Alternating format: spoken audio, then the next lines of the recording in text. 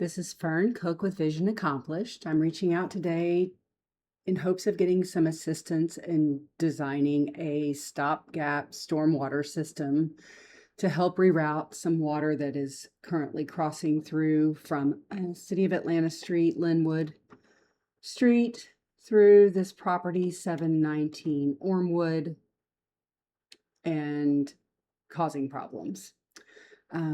Got the survey shown here, and you can see the pink lines push water straight through the middle of this property and then off to the side. And you can see that the houses are only about 5 feet apart with air conditioning systems and other utilities in the way. So it's a challenge to try to manage this stormwater that's coming down the gravel street off of Linwood and through the property.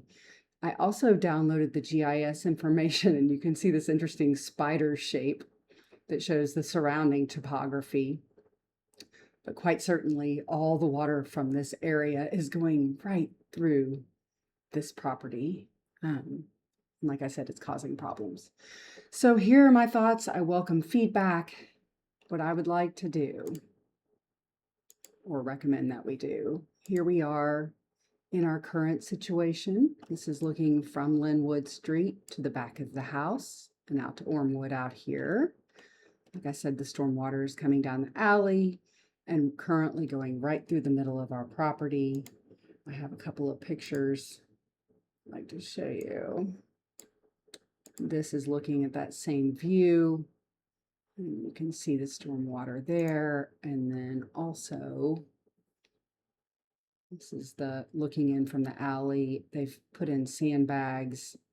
The debris, the road debris, everything is just piled up here. And I have an image looking up the hill as well. This is looking out from the back gate up at the alley, and you can see the path of the stormwater coming in. So I'm showing that as this big blue arrow. Okay, here are my thoughts. We currently have this brick border that goes around the existing plants and doesn't come too close to the existing trees. And we already have a retaining wall down here with a little French drain system. It's not doing much to reroute all of this water, but that's what's existing. But you can see how tight it is. Our house basically sits on the property line. Don't have a lot of room to maneuver for big pipes. So, starting at the alley, here are my thoughts. I'm trying to push the storm water down the side of the yard rather than running through the middle. So the only way I really know how to do that with as much debris as we have coming in is a piece of silt fence or a double row of silt fence that is at an angle across our property line to try to encourage the water to go this way into what you would see would be a creek bed type stormwater system. Sorry, terrain's not easy for me to show, but this would be a U-shaped ditch that tries to capture this storm water, and I'll show you the pipe systems in a minute. Here I have in the middle yard, I have a U-shaped ditch. I'm going to hide this brick border because it's going to go away. So I have a U-shaped ditch, basically a swale and a berm. So dig out dirt from this side and pile it up on this side to try to keep whatever water overflows this first inlet kind of system and catch it and direct it to our, basically the creek bed. The swale is a giant inlet.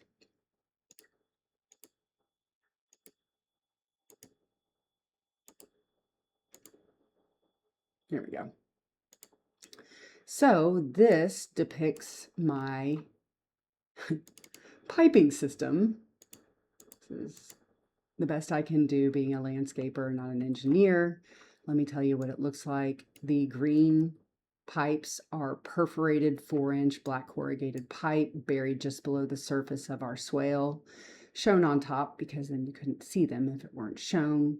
But these 3 pipes would connect to 3 more solid The blue is solid black corrugated pipe. I'm showing that as one line rather than three, but those are 3 pipes buried to our next system, hoping they can bury the pipes underneath the other pipes. But like I said, it got confusing, so I'm just showing them adjacent. But that's 3 solid pipes, trying to capture as much as we can here at the top of the hill from all the water coming in.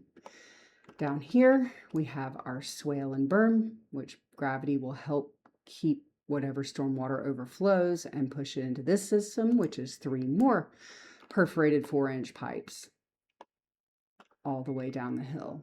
I'm showing this maybe with some monkey grass on it or something, try to help keep it in place.